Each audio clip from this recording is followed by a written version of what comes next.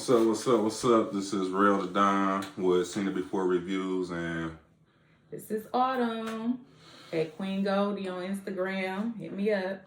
This week we looked at the TV show or series Kanye West, or what was the name of it again? Yuhs.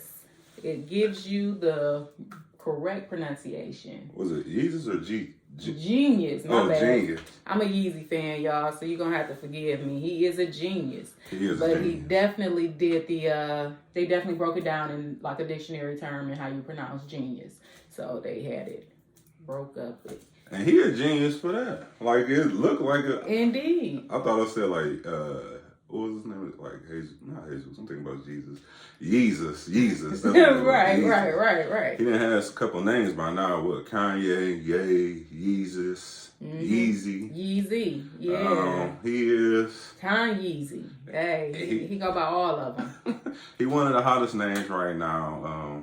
And it's good that he came out with this documentary so we can see where he came from, the elevation, what motivated him, like what drives him to do what he do, or where did he come from? Like, yeah, I feel like that's what it was showing, like where he came from, the type of peers he had around him. Yeah. Only because he seems so controversial now, which is really, not the light they want to shed on my man's because, again, mental issues is something for real. So, you got to be sensitive to people with those type of plague issues. But I definitely think he is a genius in his own art, in his own craft. The whole documentary started off dope. Again, I'm a big fan of Yeezy myself. I think that he gave props and that his people also, like you say, the surrounding family around him, gave props to where it all started with his mom. And his mom is the one to put him on. So shout out to all moms out there because that's where it begins, in the home. On the way here, it was crazy. We didn't know we was watching, but I had listened to the Donda album, and the first track was like Donda. So it's like you remember her name nonstop. Yes, that's funny because I remember it. It was like a chant. You know what I mean? And it was like, if that's not a dedication to his mom, I don't know what couldn't have been. And now, even if you remember Kanye, now you're gonna know Donda. Like, absolutely. Flat out, he put his mama name like, you as big as me, mama. Like, that's how I feel. That was a good dedication. I can appreciate that. I also love the way that his homeboy looked out for him on a documentary too. To have somebody following you around and be so consistent with that is always a good break into the industry world. Yeah. And they was doing something new, like him having his own documentary, not even being Kanye yet. Exactly. Kanye West. He was a great producer. And like you said, he wasn't getting the credit he deserved. Well, he was in producing. When he decided to rap, it became a whole different vibe for him, trying to get himself out there, which was a bit of a struggle. It was a good ground zero to start from. So, like, just off record, like, is Kanye one of your top 10 artists? Oh, I hate it when people ask me this question. I swear I do. Top 10 artists. Because I can go so far back. And not to knock any of the current artists nowadays, but because there are still some good ones and some great ones also being, discovered and in the game now. Okay, so if I could do a top 10, I guess I still enjoy a good Eminem. Rep my city. I've always enjoyed Jay-Z. DMX was one of my favorites. I loved his flow. I love what he had to say. For me, this one is always slept on. For me, Mystical. Yeah, he is cold.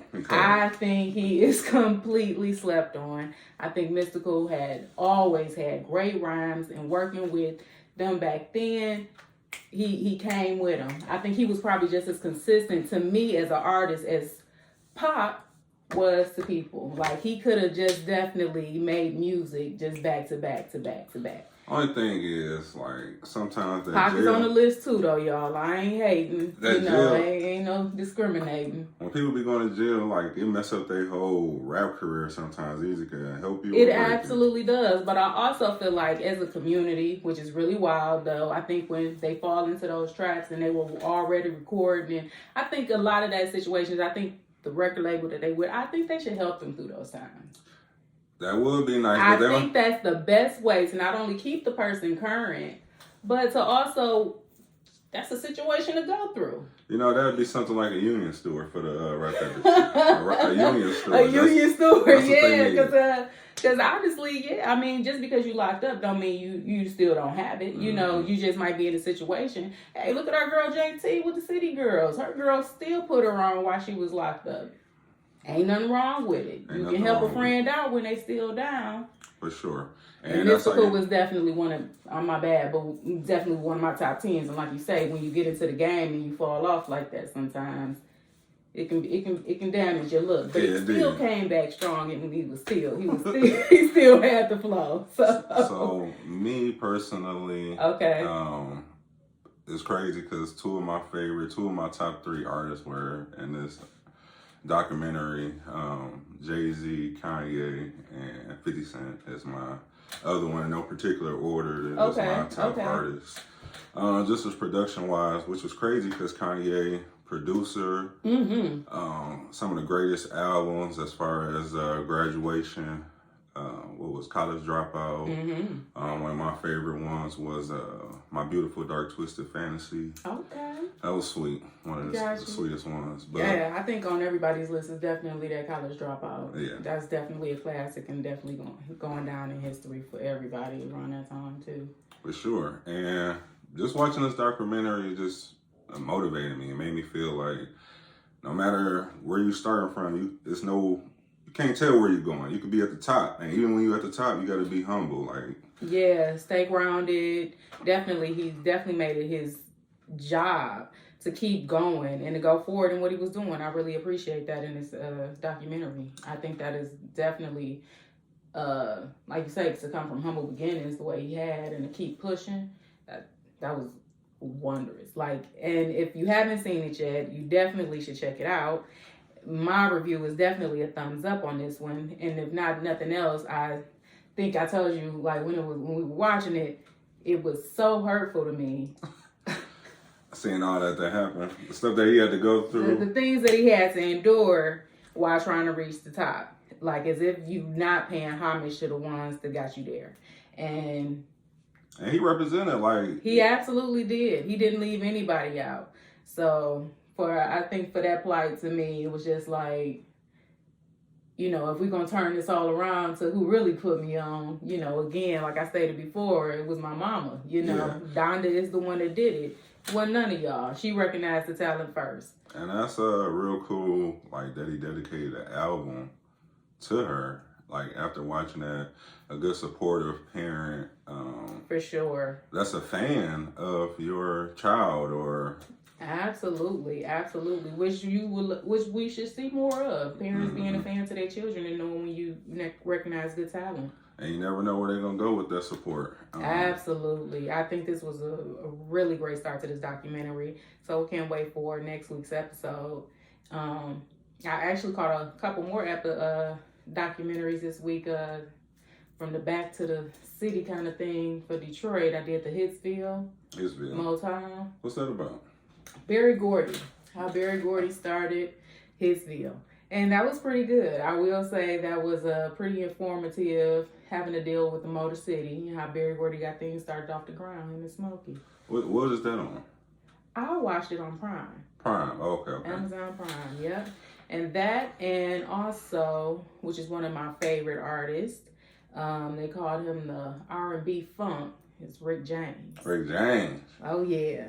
So, Rick James. If you want to check that one out also, that was called Bitchin'. The Fury, yeah. What is that on?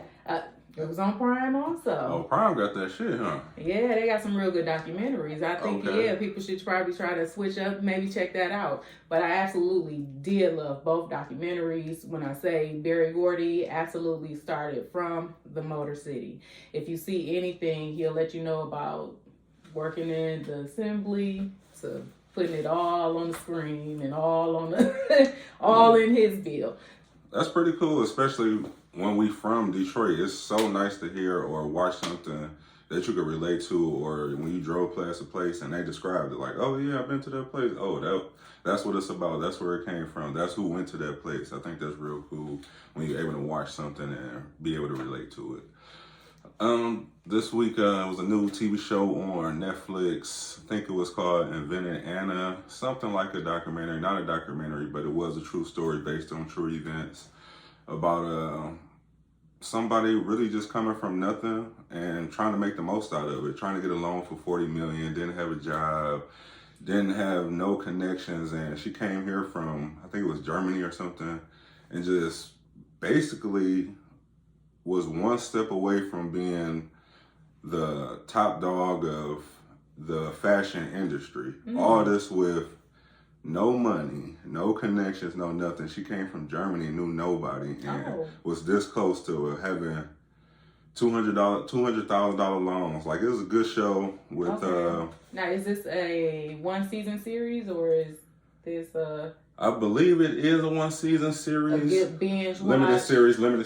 It is a binge watch. Watched it this week. I think it's number 1 on Netflix. I haven't seen it, you guys. So how about we watch it together? Hit me up at Queen Goldie and let me know what you think. Make a comment. Let me know. We can watch it together. And this is Real to Dime 1. And we'll see you next week. Seen it before. Peace.